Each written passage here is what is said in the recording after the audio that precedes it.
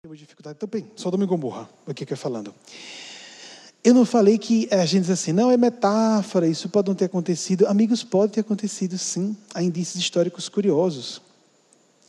E um grupo de estudiosos do Museu Britânico fez uma pesquisa interessantíssima. Eles, a partir de um disco de argila sumeriano, que eles chamaram de planisfério sumeriano, conseguiram, porque quando aconteceu o fenômeno de um asteroide gigantesco caindo, realmente precipitando-se do céu, e vocês sabem que os sumerianos já trabalhavam astronomia. Eles, ou ele que fez isso, ou ela, descreveu de tal modo o mapa celeste daquele momento, que eles conseguiram identificar a noite do dia em que aquele asteroide de 1,2 km de diâmetro, gente, isso é colossal, é colossal. Vocês vão ver pelos efeitos.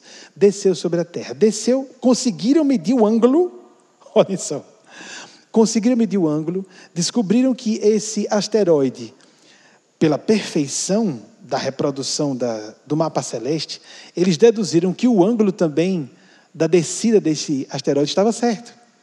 Então eles foram fazer os cálculos, que esse asteroide se chocou com os Alpes suíços. Olha a distância. Alpes suíços, estou falando de Sodoma e Gomorra. A velocidade supersônica, mas no ângulo baixo. A explosão foi de tal modo colossal, que foi o efeito de de uma bomba nuclear de 10.000 megatons, mais poderosa do que qualquer arma nuclear existente. E a explosão, o choque, lei de causa e efeito, não é? Na hora que ele se chocou com os Alpes suíços, os fragmentos, numa quantidade gigantesca, fragmentos de cinza. Primeiro, os pedaços maiores, incandescentes, fizeram um percurso de volta no sentido contrário, não é? Da trajetória do asteroide, num arco de 900 para alguns, de 2.000 quilômetros para outros. Chuva de pedaços de fogo vindo do céu. Porque não há registros geológicos de que tenha acontecido uma erupção vulcânica na região. Então, aí esse disco sumeriano, viagem, gente, um planisfério sumeriano, numa argila, tudo isso. Então, esses especialistas procuraram o maior laboratório mais respeitado do mundo em paleoclimatologia, para verificar, porque se houvesse algo desta dimensão acontecendo, pelo tamanho, etc., como foi descrito, teria acontecido um hecatombe tal, que haveria uma cobertura de fragmentos de cinza entre o Sol e a Terra, e nós teríamos um inverno, o equivalente ao inverno nuclear, um inverno rigorosíssimo por vários meses. Pois bem, há 5.200 anos, exatamente, 3.123, 29 de junho de 3.123 a.C., foi essa noite, segundo o mapa estelar definido por aqueles astrônomos sumerianos. Os sumérios foram um dos povos que habitaram aquela região da Mesopotâmia, né? Principalmente na região entre os rios Tigre e Eufrates. Então, lá estava esse estudo de diversas colunas de gelo pré-histórico, geologicamente antigo, 5.200 anos. Eles perceberam uma pequena era glacial, uma queda brusca na temperatura da Terra há 5.200 anos. Então, duas fontes. Elas batem, então provavelmente foi isso que aconteceu. Os fragmentos não foram para Sodoma e Gomorra, foram para o mundo inteiro. Há a intenção dos moralistas nômades da Bíblia de associarem a questões de costumes, por uma razão. Sodoma e Gomorra não deram como era habitual para os nômades, e era vital, era para a questão de sobrevivência para eles, que eles fossem recebidos por outros grupos.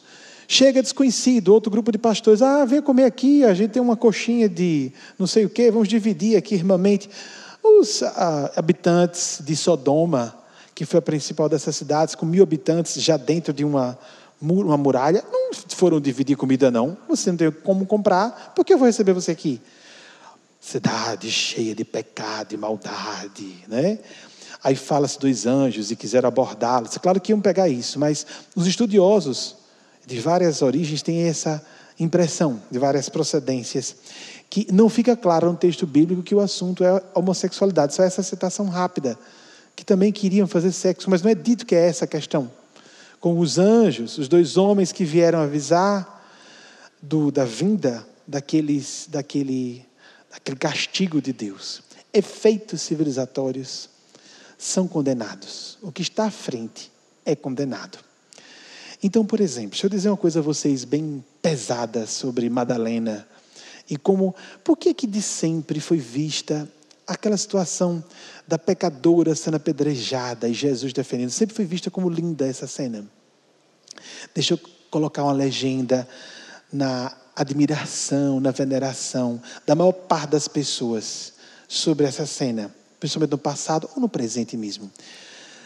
Jesus viu no meio da rua, só Deus. Ele diz: quem estiver sem pecado, atire a primeira pedra. Perdoa, santo dos santos. Santo dos santos, ele é muito santo. Só Deus para julgar assim.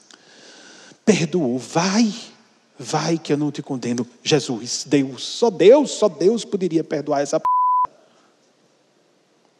Então, a visão de Eugênia, vocês sabem qual é, né? A mulher ela não era prostituta, era uma adúltera.